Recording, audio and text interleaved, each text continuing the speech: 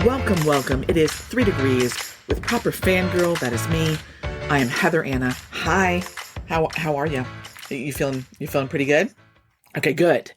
We have kind of a big episode today. I'm not gonna lie. This has been in the works for a hot second. We're talking about Stevie Wonder today. I just called to tell you how much I love Stevie Wonder. And then we're going to talk about who brought sexy back, Justin Timberlake, and Breland and his truck. So we're going to have a good day today. It's going to be a great day. I know you were like, I didn't know what kind of day I was going to have today. And now you do, because I told you that's the kind of day you're going to have, because I'm speaking it into existence for you. Yeah, that's what I'm doing. So whatever you're doing, whether you're cooking dinner or you're driving around in your car or you're sitting at your desk pretending to work right now, buckle up, get ready. I'm going to try to do 3 segments, 2 of which are the largest stars out there that are musicians and artists in their own categories. And then a new up and coming who's making their own category that I think we're going to be talking about for a while. So it's going to be a good one.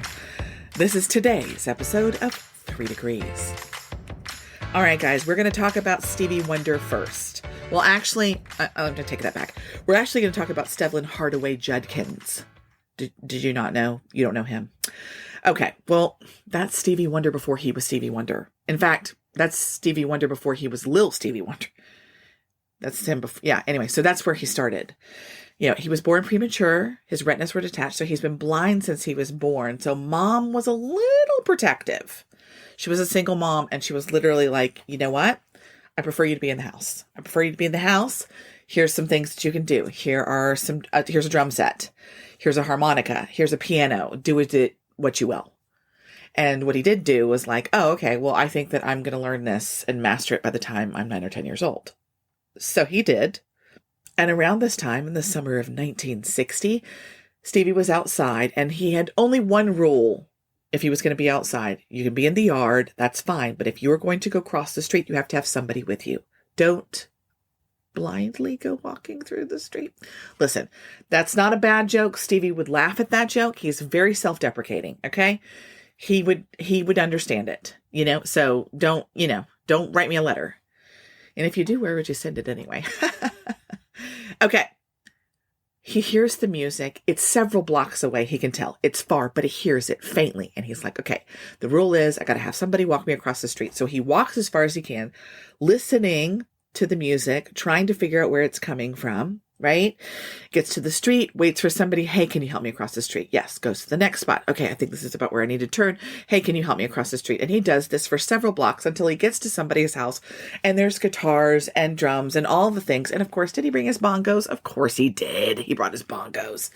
Brings his bongos, sits down and starts playing and singing with this group of people. As you would, right? But he's like this 10-year-old boy.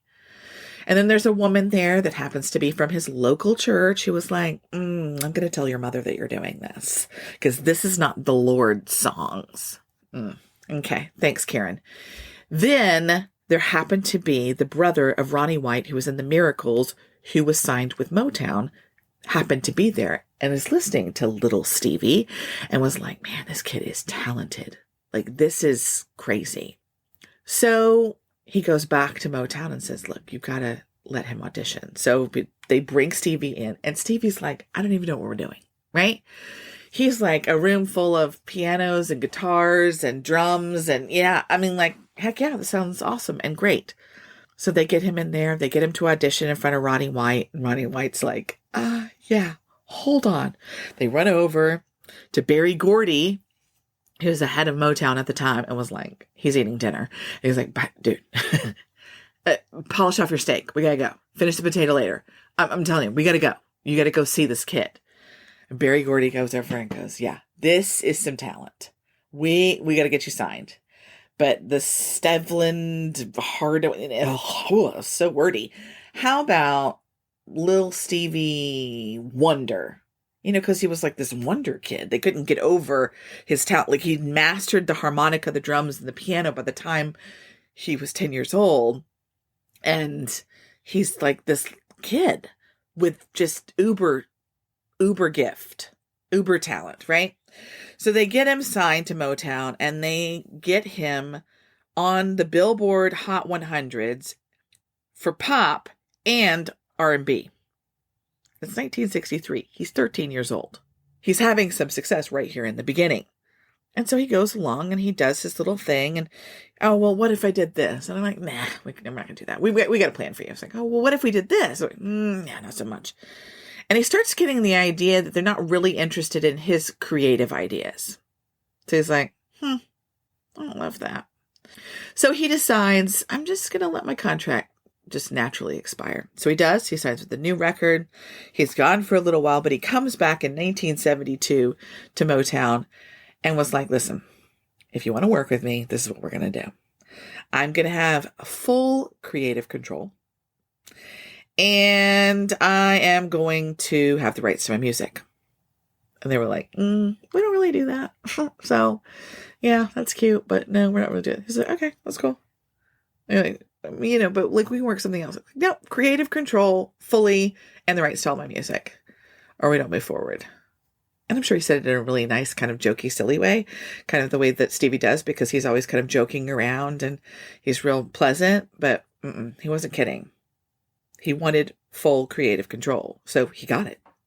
So he comes back to Motown. And what happened when Stevie Wonder got full creative control? Well, he had what they call the classic period of Stevie Wonder.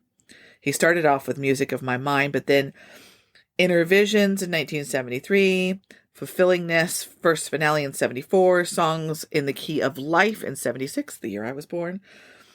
All of those won a Grammy for Album of the Year.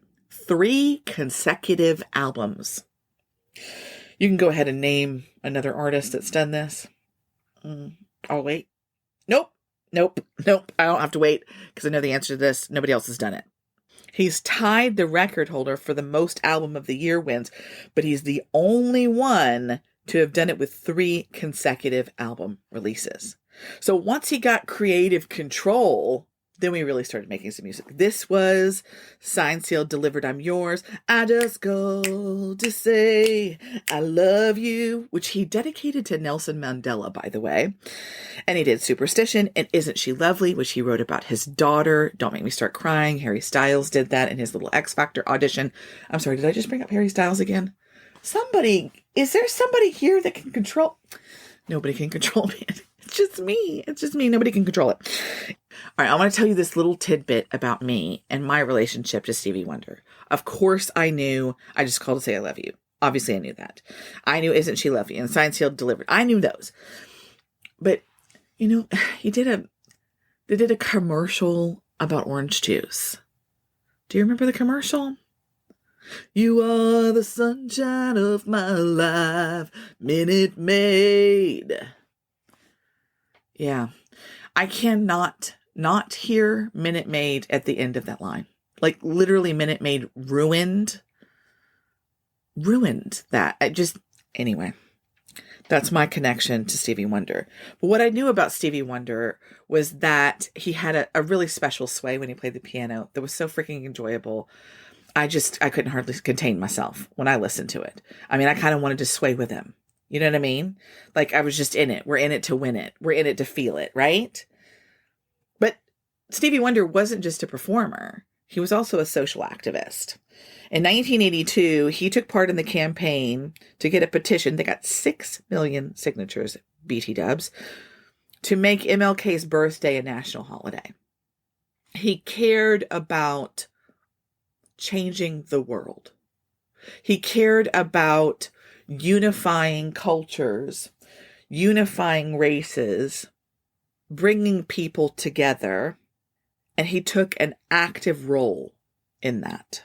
Stevie Wonder, if you saw him in interviews, was jovial and funny and self-deprecating and always making jokes about whether he could see you or he couldn't, or show me this or what have you. He did not take himself too seriously, but he did participate in trying to create a better world where we could see each other as humans.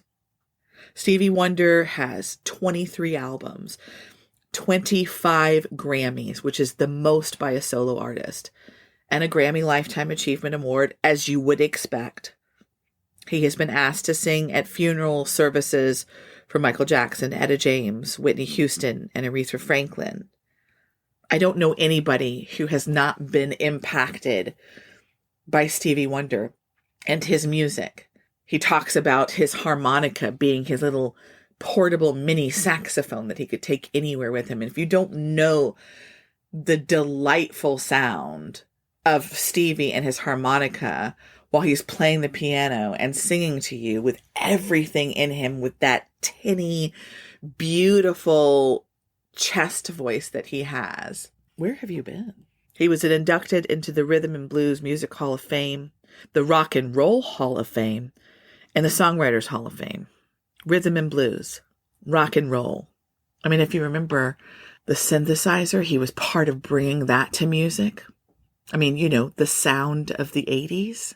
What I love the most is that his very first single was not only a hit on the pop Billboard Hot 100, but also on the R&B charts. So he wasn't just a single genre, which leads me to my next guest. Now, I promise you that we're not going to be able to talk about my next artist without mentioning his boy band status. I want to talk about him solely as his solo artist self. But like, why? We have to get into the fact that he was also a boy band member. But before then, a few other things were happening. You are going to be right if you guess that he was a Baptist boy raised in church, singing in church. In fact, all three of my artists started out in church. It's just the place that you start, apparently. But what did he originally do? Listen, this young Justin Timberlake had a dream, and his dream was to be an artist. He wanted to be a musician. He wanted to be a singer. He wanted to do all of the things. And so where do you go if you were born in 1981?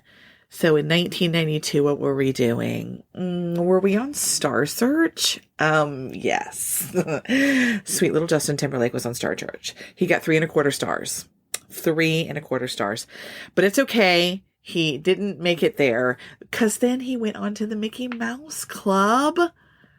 You know Mickey Mouse Club. You know Britney Spears, Christina Aguilera, Ryan Gosling, Demi Lovato, Selena Gomez. Weren't they all in the Disney Club? We birthed all these sweet little babies, and we have all of them still today. Isn't it glorious? 93 and 94, he was at the Mickey Mouse Club. And then he was discovered, and they were like, by Mr. Lou Pearlman. Oh, wasn't he a gem? Making money off of young boys. How, what's the word? Creepy and thievery-ish. Yeah. Yeah, I think that's the word. Technically, actually. So Lou Pearlman finds Justin Timberlake, and they end up creating NSYNC. And when I think NSYNC, I think bye, bye, bye. And I think of my sister's wedding in 2000. I can't remember which year, but my brother-in-law and all of his friends danced to Bye, Bye, Bye.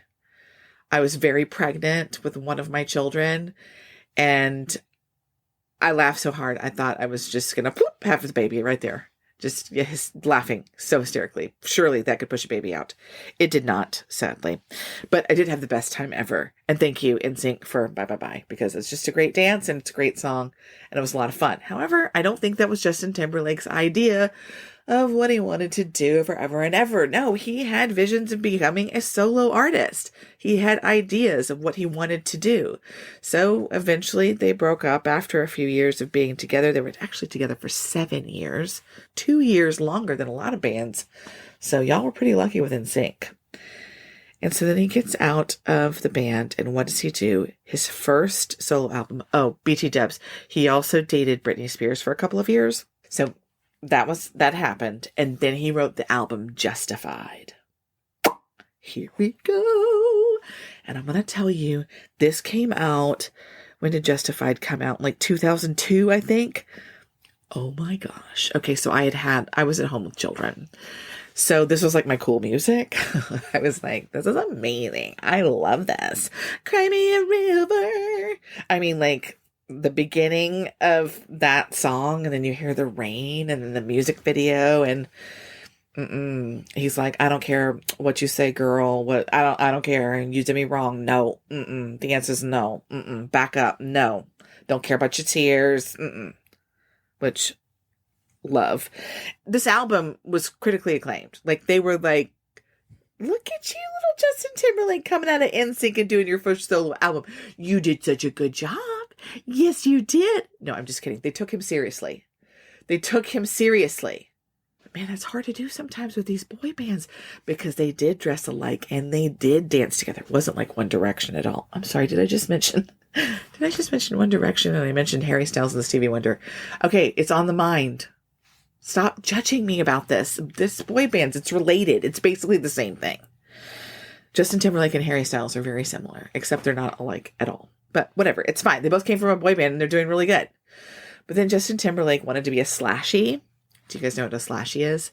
It's like an actor / musician. A Slashy. I don't know really who coined that term, but somebody did, and I think it's hilarious. So he took kind of like a little bit of a break. He did Sexy Back in 2006, featuring Timberland. Oh my God.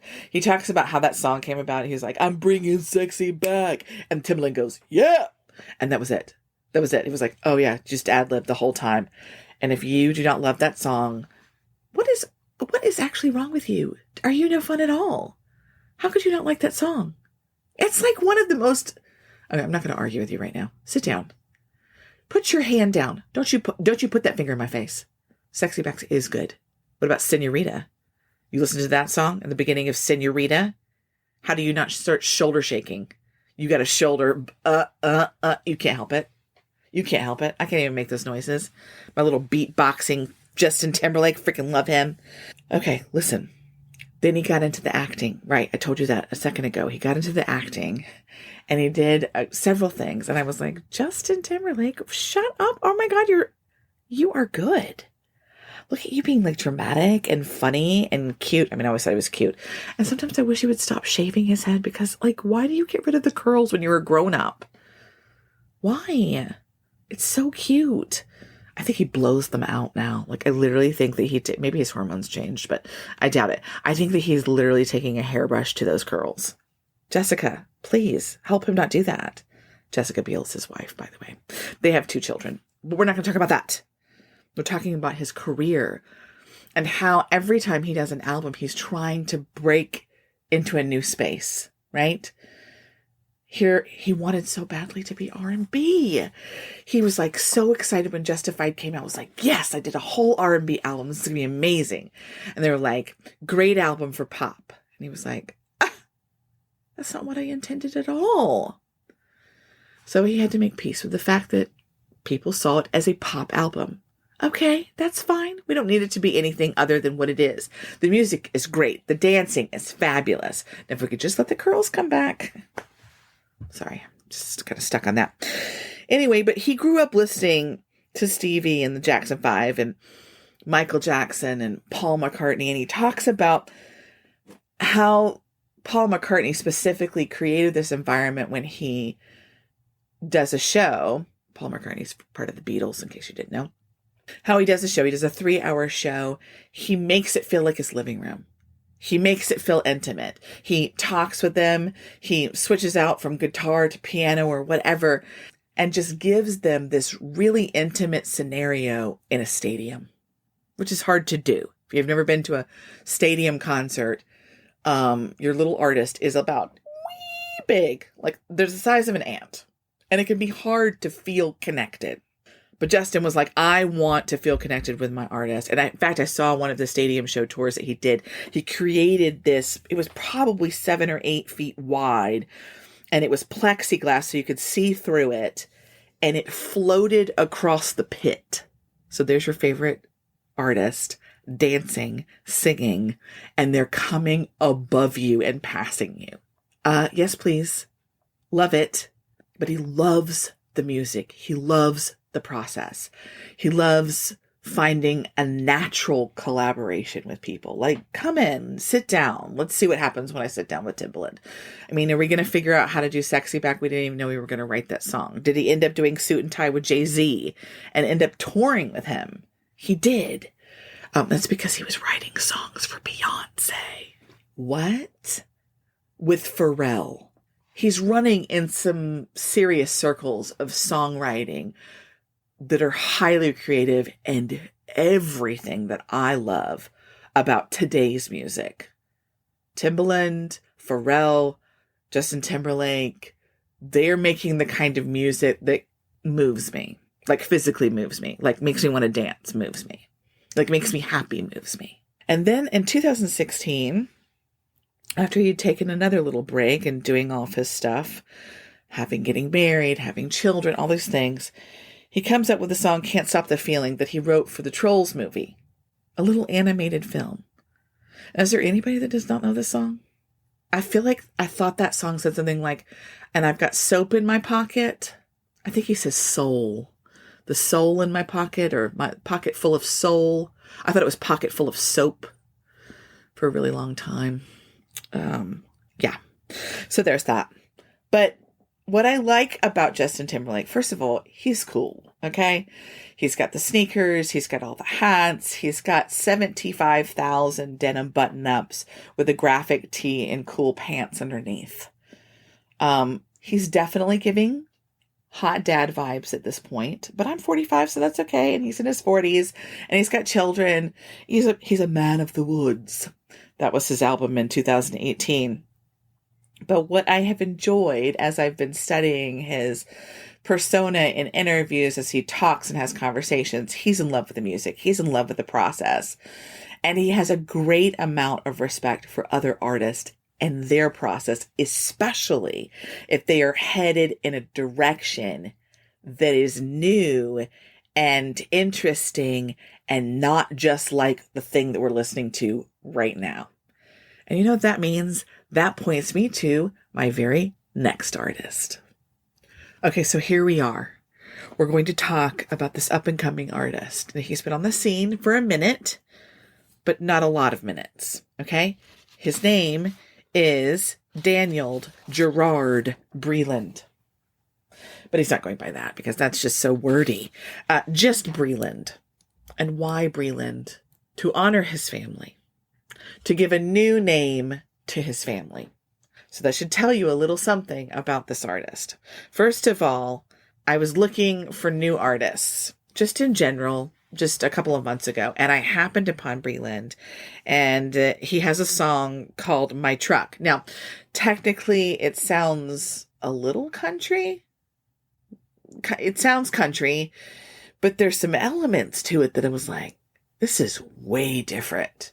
Is this new country? Is this what's happening in country music right now? Because as a lot of you probably know, especially if you're overseas, country is a very specific genre. There's not a lot of variance, and there hasn't been. Now, we've talked about some of my other artists, where Taylor Swift is like, this is the way that my country is going to sound, and then transitioned over to pop and transitioned kind of back. And there's some kind of mixture of country pop for Taylor Swift, right? And there are other artists where it's like Lil Nas. We talked about it in the very last episode where they said Old Town Road, this is not really country. Billy Ray Cyrus says, well, put me on it, and it will be. So something kind of similar here happened with Breland. But let me tell you where Breland comes from. Breland was born in Jersey, so he is a Northerner. Now, us Southerners, we're not always 100% sure how we feel about Northerners. I'm just kidding. I love a Northerner. Generally speaking, they are frank and forward, and I can have a very direct conversation with them, and I enjoy that because I am very direct and very forward. So he was from Jersey, and he moved to Atlanta 2017 after being raised in the church with two ordained ministers as parents who led worship, and they all sang. Like, mom and dad were the top of the top. Like, there was an expectation that he might sing.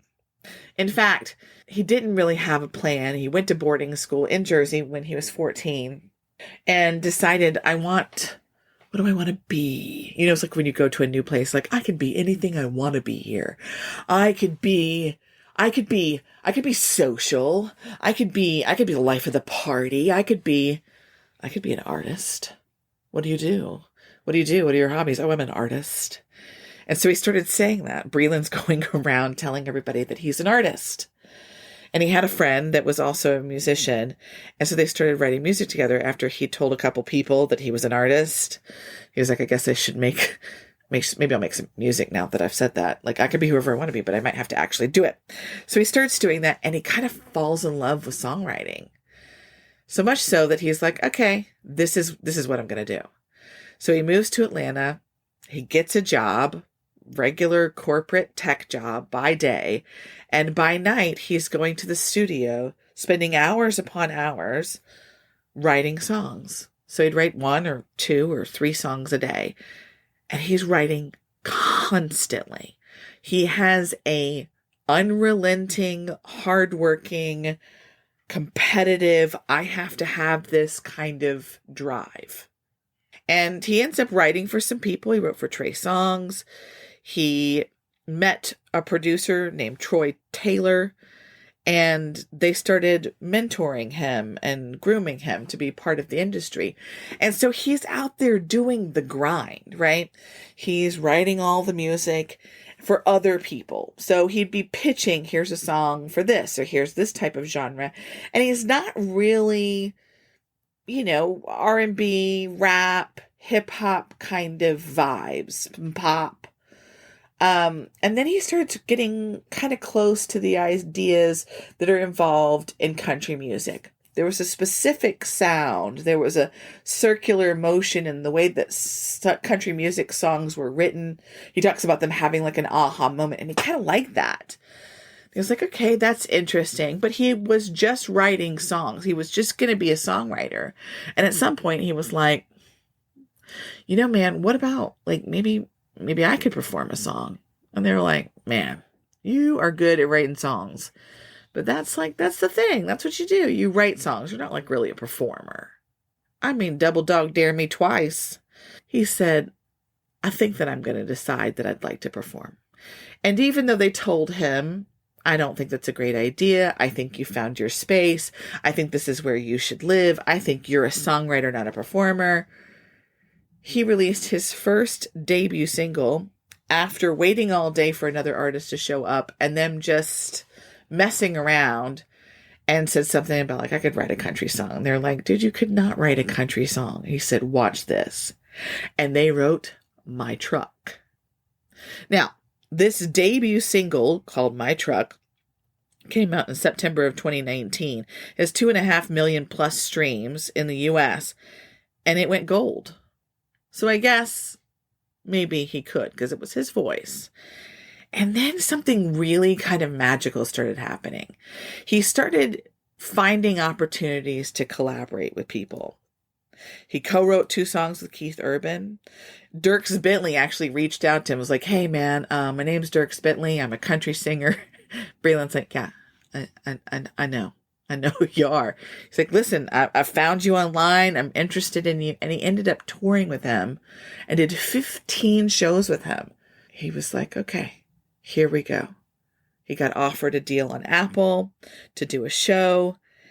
But here's what I loved about Breland. Okay, I listened to several interviews. This is what I do. I go back and I'm trying to find out who you are and what you represent. What are you bringing to the table? What are you bringing to music?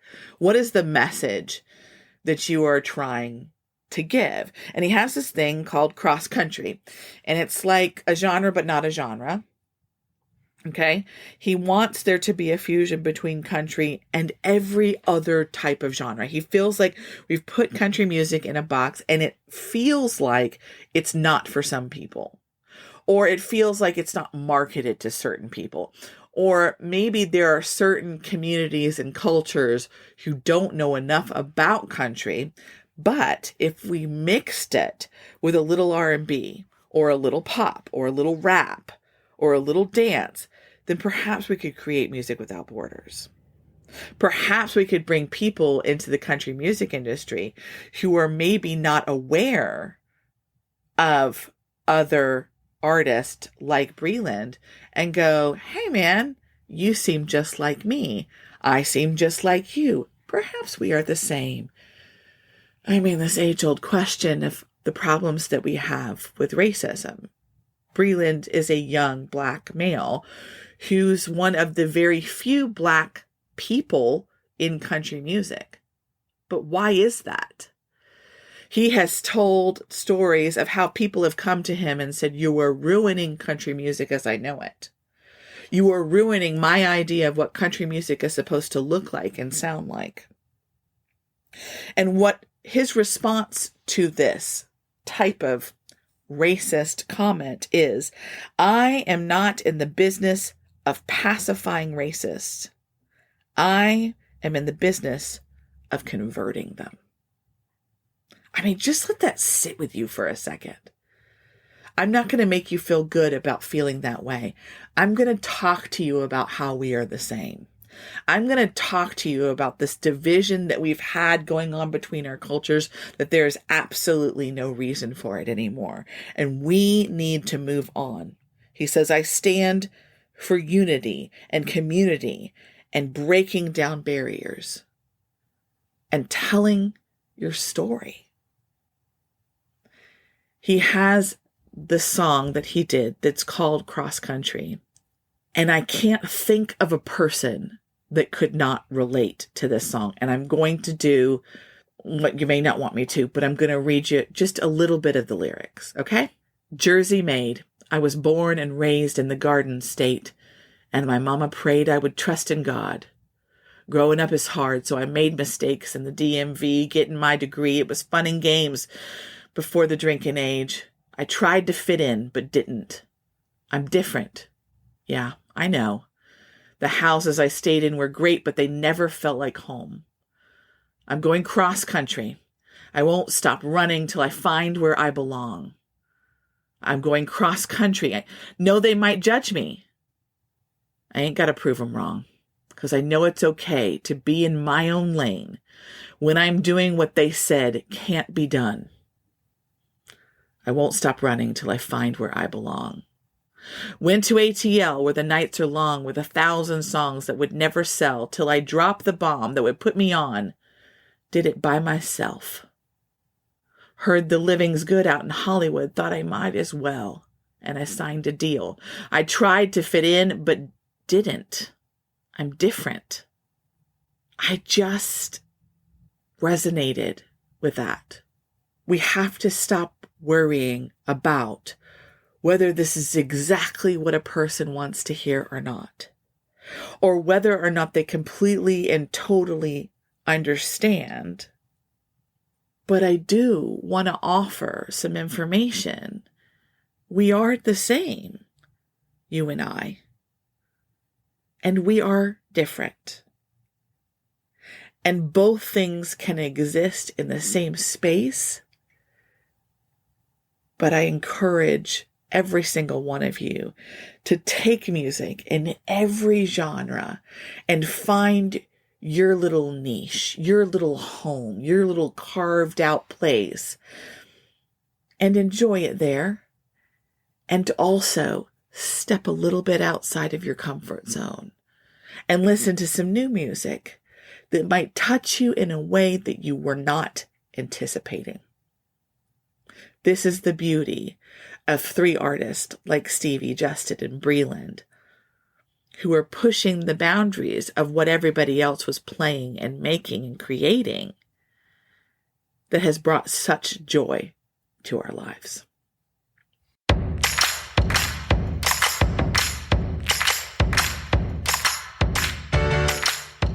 So that's it. That was today's episode. Stevie Wonder, Justin Timberlake, and Breland. All powerhouses in their own right, all bringing something really different. I'll tell you one thing that I forgot to tell you about Justin Timberlake. He manifested working with Timbaland.